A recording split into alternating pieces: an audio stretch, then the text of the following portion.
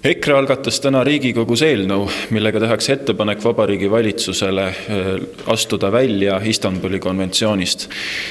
Riigikogu liikmetest opositsioon on nimetanud seda juba häbiväärseks teoks. Kuidas kommenteerite? No tegelikult on see konventsioon häbiväärne. Esiteks on see konventsioon üks suur vale.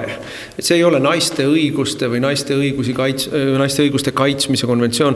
See on äärmus vasakpoolne, äärmus globalistlik, transideoloogiat ja tegelikult naiste õigusi jalge alla trampiv konventsioon, mille sisse on ka peidetud massiimmigratsiooni siis kohustus läbi selle retoorikat, niimoodi kaitstakse naisi kuskil arenguriikides.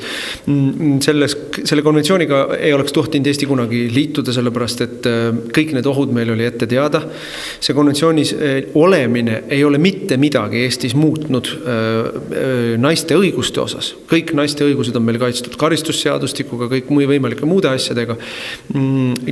Küll aga tõi see juurde meile välislepingu kaudu tehtud kohustuse hakata koolides õpetama transideoloogiat, mida meil juba tehaksegi, eks ole, Kristina Kallas räägib 20 või 40 soost, on see meile toonud juurde kohustuse rahastada äärmus vasakpoolseid, äärmus globalistlikke MTÜ-sid, kes siis käivad eelkõige haridusasutustes tegemas neid hullumeelseid pööraseid perverssusteid, propagandat, transideoloogiat, homoideoloogiat, kõike seda.